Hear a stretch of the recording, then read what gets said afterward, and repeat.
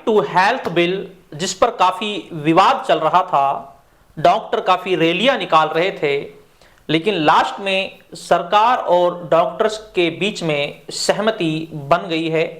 और ये जो बिल है जो 21 मार्च 2023 को राजस्थान सरकार ने पारित किया था, तो अब ये डॉक्टर और सरकार के बीच में सहमति बनने के बाद अब ये बिल क्रमबद्ध तरीके से अपना कार्य करेगा। जब हम डॉक्टरों की बात करते हैं तो डॉक्टरों ने इसका विरोध क्यों किया था?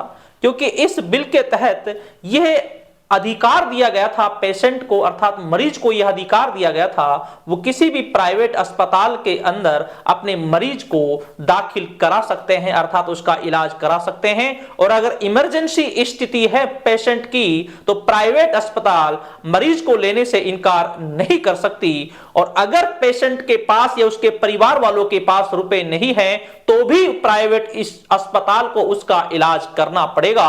इसीलिए डॉक्टर्स इसका विरोध कर रहे थे, लेकिन बाद में सहमति बन चुकी है। नमस्कार, जय हिंद साथियों।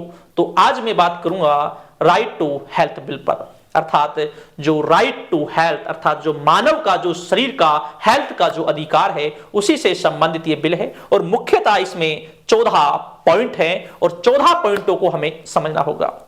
हम बात करें, राजस्थान सरकार ने इस बिल को 21 मार्च 2023 को इसे पारित किया है। और राजस्थान भारत का एकमात्र ऐसा स्टेट है जिसने राइट टू हेल्थ बिल को पारित किया है।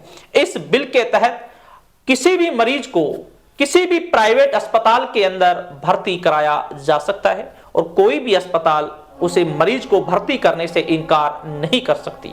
अगला पॉइंट है, अगर मरीज के पास पैसे नहीं हैं और इमरजेंसी स्थिति है तो भी उसका इलाज करना होगा, लेकिन यह है उस अस्पताल को जो भुगतान करेगी वो राजस्थान सरकार करेगी।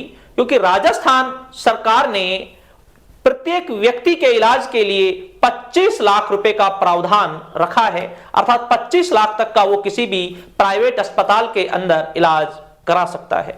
अगला जो पॉइंट है, अगर कोई किसी मरीज को अस्पताल तक पहुंचाएगा, किसी सीरियस एक्सीडेंट में किसी व्यक्ति को अस्पताल तक पहुंचाएगा तो उसको 5,000 रुपए का उसे इनाम भी दिया जाएगा।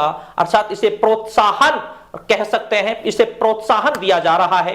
क्योंकि पहले एक ऐसा सिस्टम था, अगर कोई घायल अवस्था में सड़कों पर पड़े हुए हैं तो उसे अस्पताल तक नहीं पहुंचाया जाता था, लेकिन अब इसे प्रोत्साहन देने के लिए ये सरकार ने, राजस्थान सरकार ने ये 5,000 रुपए की राशि भी रखी है।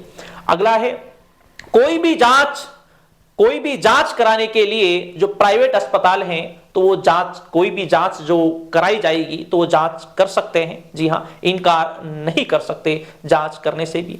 और अगर किसी महिला की प्राइवेट अस्पताल में महिला की जांच की जाएगी तो उस समय एक महिला डॉक्टर होना जरूरी है।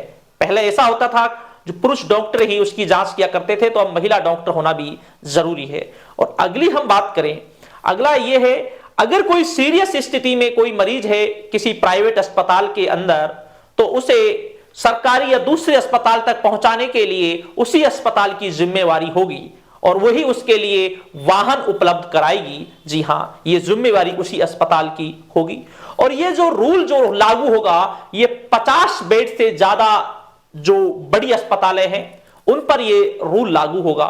और अगर किसी की कोई ऐसी बीमारी है जिसे समाज में नहीं बताया जाना चाहिए तो ऐसी बीमारी को अस्पताल गुप्त रखेगी, ना कि सभी के सामने ढिढोरा पीटेगी। तो यही है वो राइट टू हेल्थ बिल। और 25 लाख तक का इलाज फ्री करा सकता है राजस्थान का मरीज। जी हां, तो ये राजस्थान सरकार की देखा जाए तो बहुत अच्छी पहल है।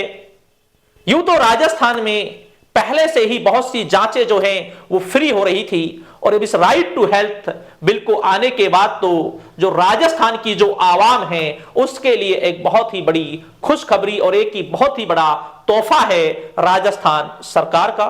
तो यह है वो राइट टू हेल्थ बिल। ठीक दोस्तों, शुक्रिया, धन्यवाद और जय हिंद।